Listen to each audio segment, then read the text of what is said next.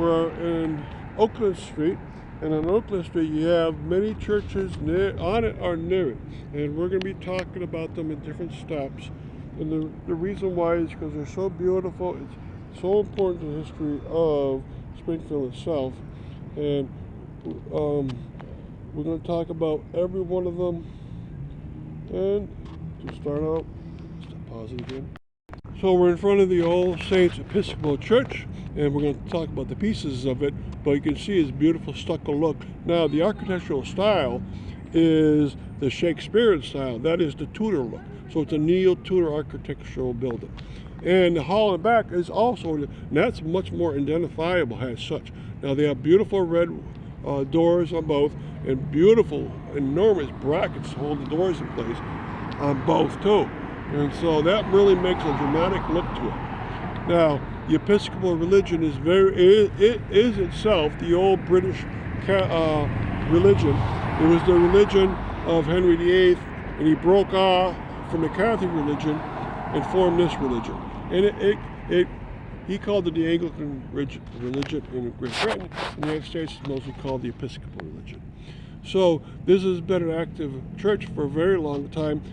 Started construction in 1906, finished in 1908. In the year 2006, they changed it over into the drama studio, and it's still active as such.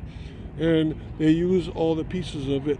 Of course, it must have taken out the pews. Now, there's one more piece to this campus, and that's right to the right of it. That's the rectory, built the same year. So in 1908, all three pieces were ready. And it was built very quickly because the group that got it started was very adamant that we need a church. And they designed this one in a beautiful look also. So they're all gorgeous and they all fit together. Now they're separately owned, so nowadays you might see a different color shade of yellow on it. Yeah, it's a little fainter yellow, which is fine.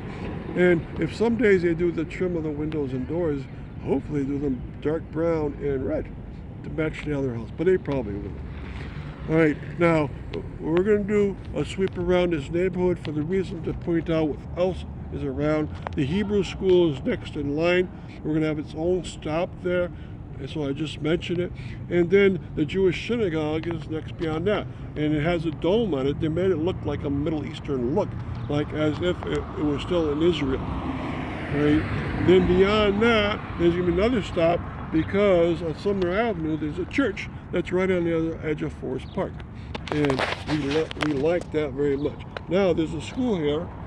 This is the Forest Park Middle School from 1896. It's a very large building, and it's still active as such. It's called a Renaissance architectural style. Now, as we sweep around a little bit more,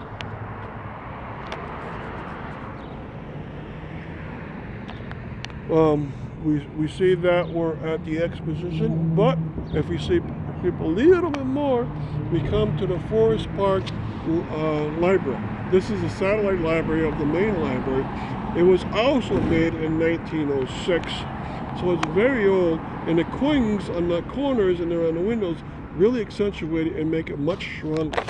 So we'll go back to the church now. The church is a gorgeous church. To help you appreciate what the small features, like the porch has diagonal brackets on the windows. The door in the back on the hall even has the vertical wooden pieces to make it look as neo-Tudor as possible. So they've done a great job on this whole structure. So thank you for coming to Oakland Street.